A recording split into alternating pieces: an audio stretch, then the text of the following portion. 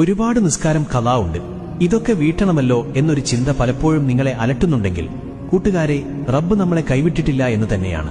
ഒരുപക്ഷെ ഈ ചിന്ത റബ്ബ് നൽകുന്ന അവസാന അവസരമായേക്കാം. 1. ആദ്യം നിങ്ങൾക്ക് എത്ര നിസ്കാരം ഖളാ ഉണ്ടെന്ന് ഒരു ഏകദേശ കണക്കാക്കുക.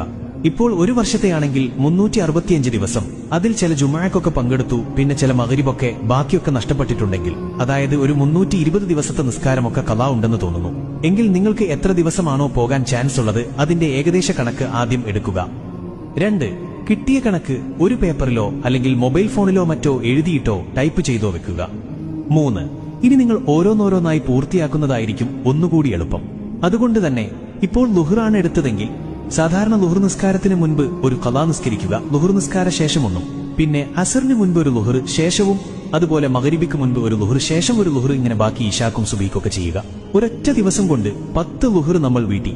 ഇങ്ങനെ ഒരു 30 ദിവസം ചെയ്താൽ 10 ഗുണം 30 സമം 300 ദിവസത്തെ ളുഹ്ർ ഒരു മാസം കൊണ്ട് വീട്ടി. ഇങ്ങനെ മറ്റു നിസ്കാരങ്ങളും നമുക്ക് പെട്ടെന്ന് തന്നെ വീട്ടാം. 4. പിന്നെ ജുമുഅ പോലെയുള്ള ദിവസങ്ങളിൽ കുറച്ചു നേരത്തെ പള്ളിയിൽ പോയി പറ്റുന്ന അത്ര വീട്ടാം. 5. പിന്നെ വെറുതെ സമയം പോവാൻ ഫോണിൽ കളിച്ചുകൊണ്ടിരിക്കുന്ന സമയം, വെറുതെ കൂട്ടുകാരുടെ കൂടെ വർത്തമാനം പറഞ്ഞു സമയം കളയുന്ന സമയത്തൊക്കെ ഒന്ന് വീട്ടാൻ ശ്രമിച്ചാൽ ഒരു വർഷത്തെ നിസ്കാരങ്ങൾ ഒരു മാസം കൊണ്ട് വീട്ടാൻ സാധിക്കും ഇൻഷാ അല്ലാഹ്. 6. വീട്ടുന്ന ഓരോ നിസ്കാരവും കണക്ക് രേഖപ്പെടുത്തി വെക്കുക. അല്ലെങ്കിൽ കുറച്ച് ദിവസം നിസ്കരിച്ച് പിന്നെ എത്രയായി എന്നറിയാതെ വീണ്ടും വീണ്ടും നിസ്കരിക്കേണ്ട സാഹചര്യം ഇല്ലാതിരിക്കാൻ. നാളെ മഹ്ശറയിൽ ആദ്യം ചോദ്യം ചെയ്യപ്പെടുക നിസ്കാരത്തെക്കുറിച്ചാണ്. അത് ഓക്കെ ആണെങ്കിൽ ബാക്കിയുള്ളവ എളുപ്പമായിരിക്കും, അല്ലെങ്കിൽ പിന്നെയെല്ലാം പ്രയാസം തന്നെ. റബ്ബ് കാക്കുമാറാകട്ടെ.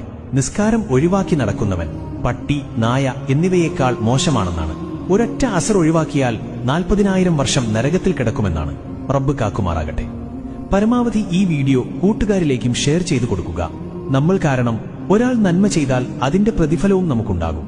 ഒരുപക്ഷെ നിങ്ങൾ കാരണം ഒരു വഖത്തെങ്കിലും ഖളാ വീട്ടിയാലോ, അല്ലെങ്കിൽ ഇനി ഖളാ ആയത് മുഴുവനും വീട്ടിയാലോ, പോയാൽ ഒരു ഷെയർ കിട്ടിയാൽ വലിയൊരു നന്മ. അപ്പോൾ ശരി, ഞാൻ പോയിട്ട് പിന്നെ വരാം ഇൻഷാ അല്ലാഹ്.